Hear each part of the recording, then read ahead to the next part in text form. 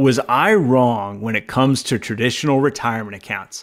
Hi, this is financial planner Sean Mullaney. Let's discuss.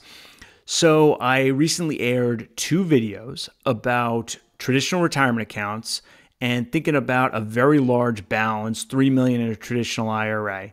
And I came to the conclusion that for the vast majority of Americans, traditional retirement accounts will not get crushed by taxes in retirement.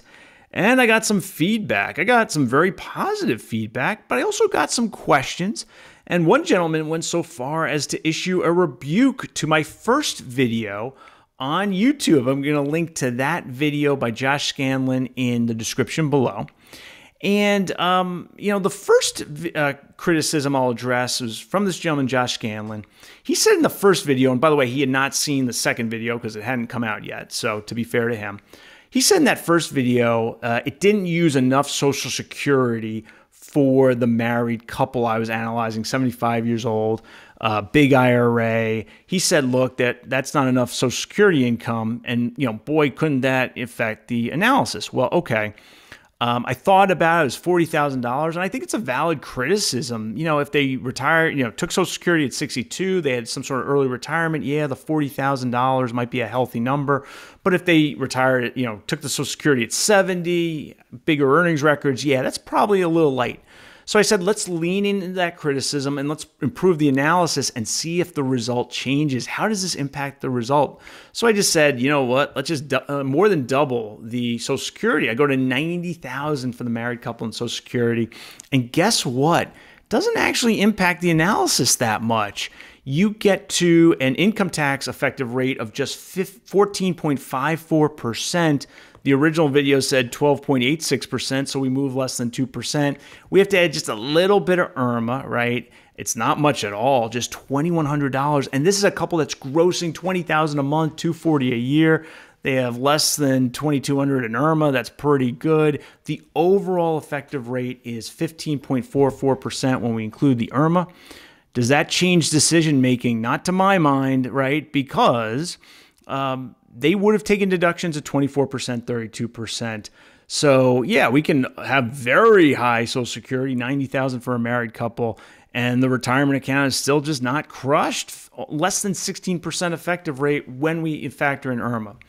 Now, a lot of the questions and criticism revolved around 3 different things: widow's tax trap, IRMAA, and high RMDs as they get older, right? So let's address those. And I will say, what I did in the original video, the first video that aired, is I left a little breadcrumb sort of foreshadowing the second video, which is all about widow's tax trap and IRMAA. It had this little tab that said WTT in the first video, but I never opened it up. And to be fair, I probably should have said, next weekend we'll talk about widow's tax trap and IRMAA. So that's on me. I was trying to create a little drama, and I wanted people to ask questions, and they did. So I'm glad for that effect. Right? What about widow's tax trap? Let's add more Social Security. And I decided to lean in, not 30,000 Social Security. Josh Scanlon hadn't seen this video, but okay, fine. Let's just make it 58,000, the highest possible Social Security in the year 2024, just to stress test, right? So now we have an RMD for a widow, 75 years old, highest Social Security possible. With IRMAA, we get a 20% effective tax rate. Right? So we got $3 million traditional IRA, we got IRMAA, we got widow's tax trap, and we're still at 20%. Why are these traditional retirement accounts crushing us, by the way? We're still at 20% on a somewhat unicorn fact pattern where how many Americans are going to be 75 and widowed and a $3 million traditional IRA? So I think my overall conclusion very much holds up, right? With the highest possible Social Security. Well, all right, Sean, but that's a 75-year-old. The RMDs get progressively worse. 90-year-old. Right now, I got a real unicorn. I have a 90-year-old widow who has a $3 million IRA at 90 years old, right? And has the max Social Security, right? This person exists out there, but it's few and far between. And I'm trying to make a point about traditional retirement accounts in general. If we stress test, if we make this really, really bad, huge RMD, right? Because they're 90 years old, they have to take 246 out of the 3 million. The factor is 12.2 off the IRS table. Oh my goodness. Where do we wind up?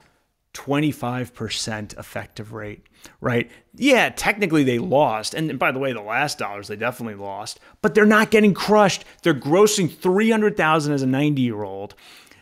IRS with IRMAA, with widow's tax trap, and with RMD takes one of those $4 and they take three of the $4. That's not what I would say the commentators are saying. Ed Slott saying the IRS owns 60 or 70% of that retirement account. Then why does a 90-year-old with a huge RMD and huge Social Security and IRMAA and widow's tax trap only pay 25% to the IRS, right? I think my global contention is holding up very well, which is this. Traditional retirement accounts for most Americans are not going to get crushed by taxes in retirement. And then we have to think about this last criticism I'll address, inherited IRAs. Junior's going to pay 37% on that $3 million traditional IRA.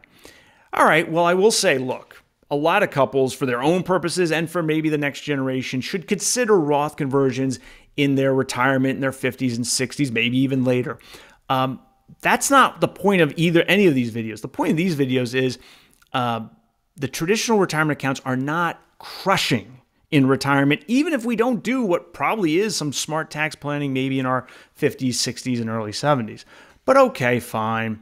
Let's think about that. We're 29 years old today. We're trying to decide traditional 401k, Roth 401k, and we hear this thing about, well, inherited 401ks, inherited IRAs are going to be just crushed by at the next generation level. You're 29 years old. Your wife's 29. You got a 3-year-old at home. You've saved up $100,000 in retirement accounts. Great, but you're nowhere near sufficiency for your own retirement. Are you going to let this sort of tax boogeyman on your kid, not you, your kid on an inherited account to them, prevent you from making a traditional 401k contribution? Really? I'd be a lot more focused on making sure mom and dad get to sufficiency in retirement. And there's all sorts of reasons why the kid may never pay that tax or not much of that tax.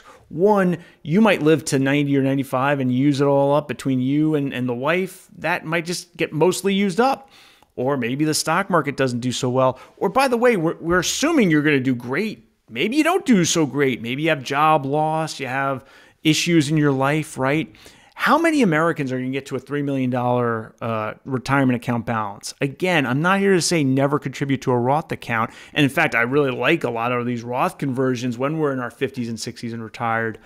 But why are we letting fear of RMDs, letting fear of inherited retirement account taxation, that's somebody else's problem, by the way, fear of IRMAA, fear of widow's tax trap, stop us from making deductible contributions, getting that benefit today, and cooking with gas, and knowing, yeah, in retirement, if we did really, really well, maybe we're subject to 25%, maybe 30%, because they're going to increase taxes. I did a video about that. They tend to cut taxes these days on retirees, but just assume a 20. All right, this unicorn is going to now, instead of a 25% rate, they pay 30.